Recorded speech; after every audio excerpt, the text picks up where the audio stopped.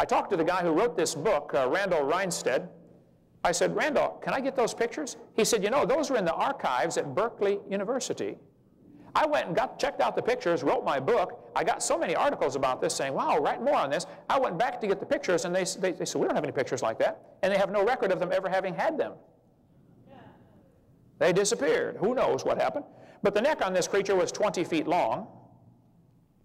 One atheist wrote me a letter and said, Hovind, you're so stupid. Don't you know that was a whale? I wrote back and said, just exactly where is the neck on a whale? The people who examined it, like Mr. Wallace, who was the president of the Natural History Society for British Columbia, he was there, stood there, examined the thing. Here's what he said. My examination of the monster was quite thorough. It had no teeth, its head is large, the neck 20 feet long, the body is weak, and the tail only 3 feet in length from the end of the backbone. With the bill like it possesses, it must have lived on herbage and undoubtedly inhabited a swamp. I would call it a type of Plesiosaurus. So I've done an enormous amount of research on dinosaurs that might still be alive. So I think the man and dinosaurs together to a creationist is not a problem. If there aren't any alive, it wouldn't bother me. But I think there's good evidence they have lived with man all through history. They were known as dragons through most of history. 1841, we changed names and now call them dinosaur. Thank you. At the beginning of this debate, I made some statements about what I was going to do in my evolution class. I stand by those. They're the way I've always taught my course. I don't believe I have the power to brainwash my students into abandoning their faith. If I did have that power, well, what I would brainwash them into doing would be my stack of dirty dishes, which is more important than I get done than the other alternative.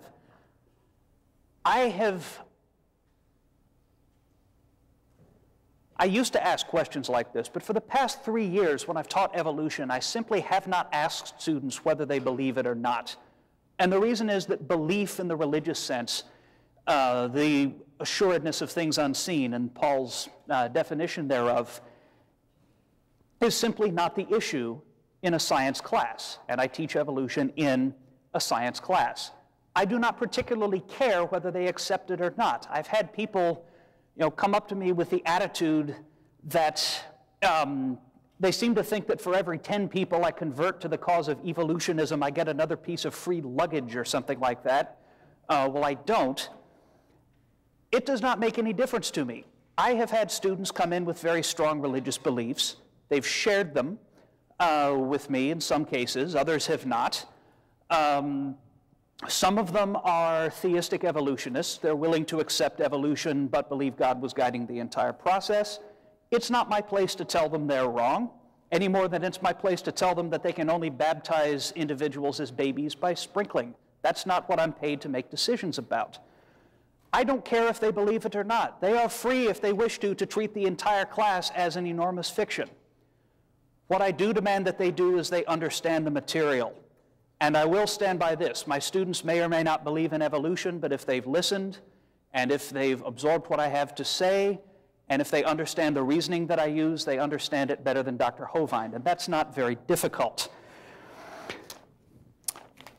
The fact that the statement you made that we never see stars formed is false. The Hubble telescope has caught them in various stages of formation.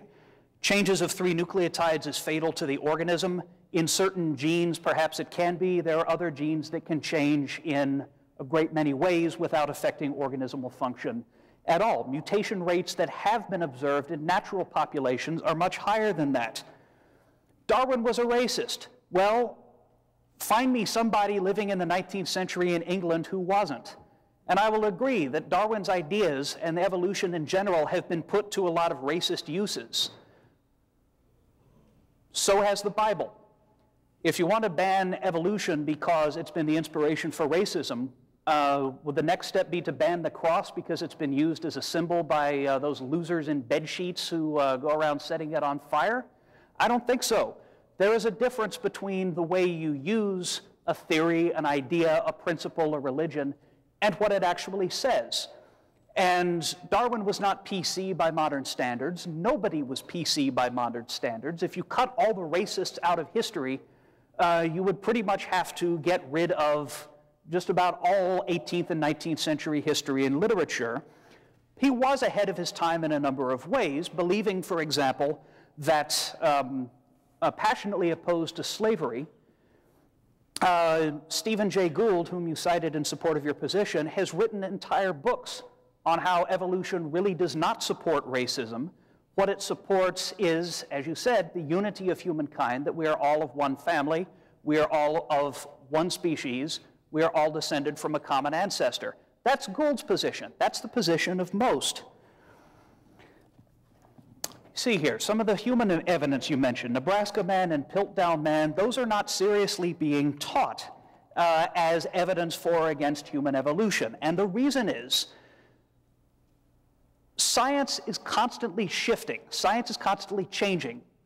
All too often, science is taught as a set of facts that you just sort of memorize, spit back out on the paper, and then you're finished. Science is not that. Science is not the facts any more than a house is just a pile of bricks. Science is a constantly renewing process. We've seen some examples of this, about the Haeckel being brought up on court charges for falsifying certain of his drawings. What Kent didn't tell you was that later versions of the same drawings were considerably more accurate, and I say this because I've checked them against actual embryos. He talked about inaccuracy of radiometric dates, and I teach my students about these. There are plenty of things that can screw up a radiometric date. There are plenty of reasons you could get a wrong answer. There are also plenty of ways that we cross-check radiometric dates and can assess their accuracy, and when they don't seem to work, can find physical reasons why they don't operate. We can find physical reasons why they've gone wrong. If your clock or if your watch suddenly said it was 10:47 in the morning right now, you probably wouldn't conclude that our entire system of timekeeping is utterly flawed. You'd assume that something had gone wrong with your watch, something quite ordinary. The same thing exactly can take place in rocks. Well, exactly, except it doesn't involve gears and things like that. But the same processes can be affected, but we can tell when they have been. I teach my students that radiometric dating is not 100% accurate. I mention its fallacies, I mention its flaws, and I mention the ways that we can correct for this sort of thing. My last statement is this. Arkansas Bill 2548 was put out to eradicate inaccuracies, theories, suppositions, etc., and unproven ideas, religions, as Dr. Hovind says, from textbooks that are purchased with taxpayer money. Even a really good textbook is about 5 years behind the times, sometimes quite a bit more. Sometimes publishing companies don't update. Any textbook that you purchase, whether it deals with evolution or anything else, is going to have a certain number of oversimplifications and flaws and inaccuracies and things that we now know are wrong, sometimes because they're not written well, sometimes because they're just copying older versions, and sometimes because they haven't caught up with the new science. Dr. Hovind's presentations on human evolution have not caught up with the new science, because I can think of about 6 or 7 new fossil forms that have been found that have some bearing on where humans came from. Even though he says that fossils provide no evidence for evolution, that's like saying gravestones provide no evidence for history. And so if you support this law, you might as well ban all textbooks right now, because science is not merely a set of facts that you memorize and then get rid of. It's a constantly